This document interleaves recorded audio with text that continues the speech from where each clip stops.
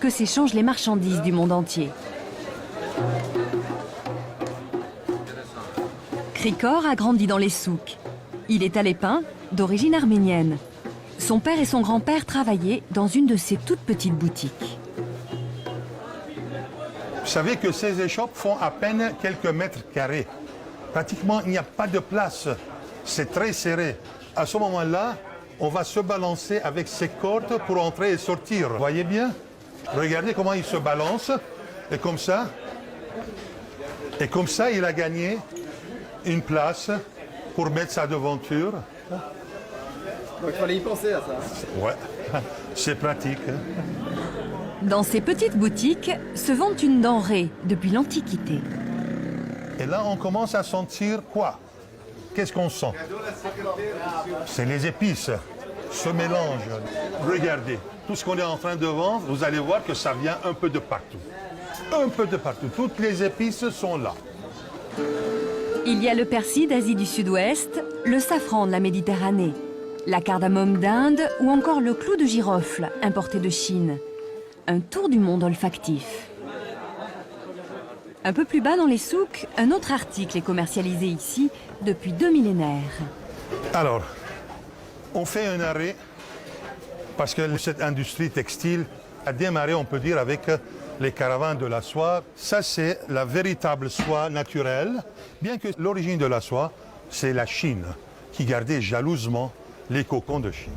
Alors la légende dit que c'est un proche oriental qui va s'habiller en vieillard et avec sa canne, c'est une canne vide, il va mettre les cocons de soie et ça va se passer au 1er et 2e siècle, début de notre ère chrétienne, et les cocons seront emmenés ici au Proche-Orient. À Alep, on invente alors la contrefaçon.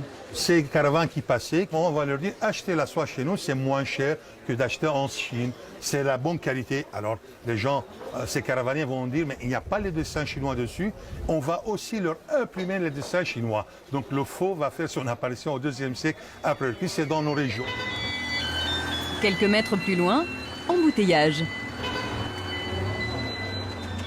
Les Japonais nous ont inventé les dromadaires du XXe siècle, les petites camionnettes là, qui circulent un peu dans les souks, un peu partout, et qui prennent la charge d'un dromadaire dans les 400 à 500 kilos. Hein? Des dromadaires japonais qui jouent un célèbre air brésilien lorsqu'ils reculent.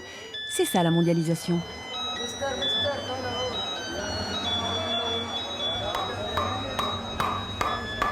Dans une rue parallèle, voici le souk des artisans.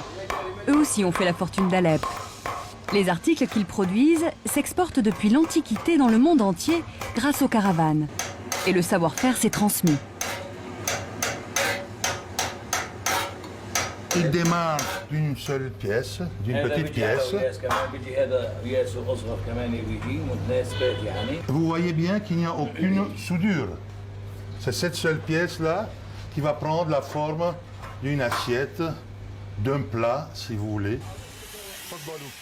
Direction l'échoppe de l'étameur. L'assiette en cuivre va être recouverte d'une couche d'étain et devenir ainsi utilisable en cuisine. Si on ne fait pas ça, ça devient dangereux pour la nourriture. Ça va s'oxyder avec et ça va en donner un poison terrible, la cyanure, parce que c'est du cuivre. L'opération dure quelques secondes. Sur l'assiette brûlante, on fait fondre un peu de ce bâton d'étain. Il faut l'étaler en un coup de main.